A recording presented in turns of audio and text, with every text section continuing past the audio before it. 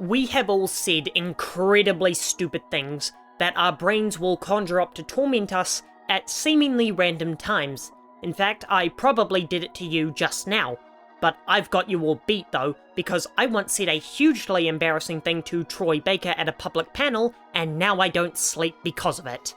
However, Persona is a social simulation game, and since it takes place in a virtual world, there are no consequences to saying the most deranged things imaginable.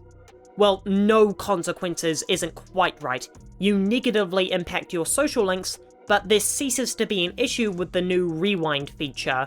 But Persona has always allowed you to say some truly heinous things.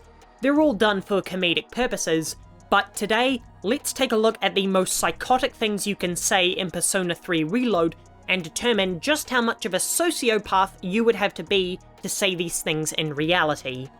Firstly, there is one of the things you can say to Maiko. Now, Persona 3 is a much heavier game than its energetic sequels, and the social links can deal with some dark stuff. Things like terminal illness, struggling to support your family, and in Maiko's case, what divorce looks like from the perspective of a child. Maiko isn't even a teenager yet, so her understanding of the world around her is quite fragile, and right now, she thinks that the world revolves around her. We can see this through how she only ever acknowledges her own feelings about her parents' situation, and not theirs. This has got to be one of the scariest and tumultuous things any child can go through, and she's doing it at an age where she should be hopelessly optimistic about being a fairy princess. So lying to a child that she's the reason her parents are getting a divorce is beyond the pale of not okay. You two are having a happy moment eating a burger, and then you decide to say the most damaging thing you could possibly say to someone in her situation. That is permanent psychological scarring you just committed, and if she understood what the concept of suicide was, her life would be in grave danger now. And if you would say this to her, then you're the type of player who doesn't care too much about side activities, meaning you probably let her die in Tartarus, you monster.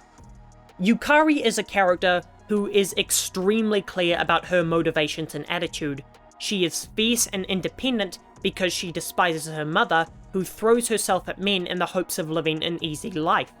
She's incredibly admirable for this, and I made a video about how I adore her headstrong independence and her control over the plot. So it's essential to support Yukari, but never to overtly do something for her. She wants an equal, or even to be superior.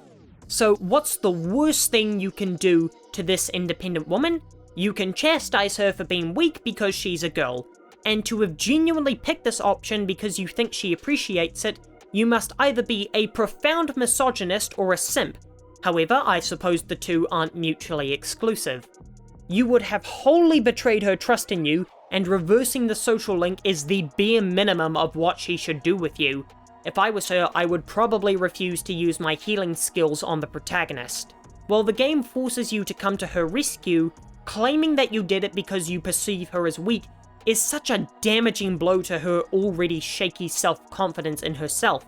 I, for the record, would have let you get stabbed, Yukari, and no, that did not come out wrong. I am such a feminist, I would have been glad to let you bleed out in the streets. Okay, that came out wrong. The next insane thing you can say is to ask Takaya why he doesn't wear a shirt. No, seriously, this is a guy who made it clear that he wants to hurt you and your friends, and he's giving you a chance to prove yourself to him, as well as glean information from him. So to flip him off and ridicule him for his appearance within the context of the game is a dangerous mistake.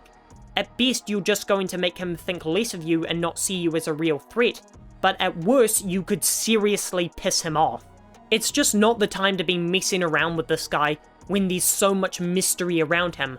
But I will admit that he does avoid the question, and I found that answer unsatisfactory. So, I drove 8 hours to get an answer. Hi, so for Damon, you avoid this question in the game, but why doesn't Takaya wear a shirt?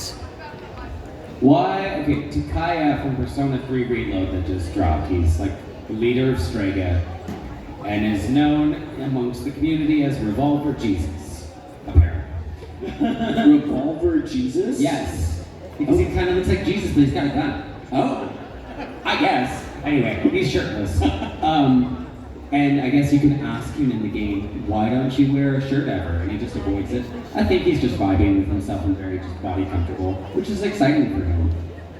And so we come to the most deranged and evil thing you can possibly say, or in this case do, in Persona 3 Reload, and that is intentionally choosing the bad ending. Now, Persona games all have a bad ending, but picking it in 3 is so much worse. In 4 and 5, the choice for the bad ending comes at the story's lowest moment, when it's plausible that the protagonist might give up. In 3, your party has already found the resolve to face Nyx. Each of them has overcome their doubt and is prepared to battle an unstoppable evil and save their world.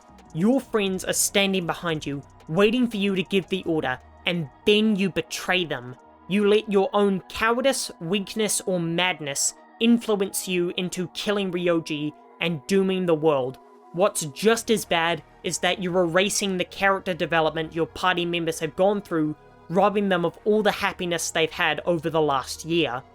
Killing Ryoji is the most disturbing decision you can make in a video game since that moment in KOTOR 1, and it makes the protagonist one of the most despicable cowards I've ever come across in fiction.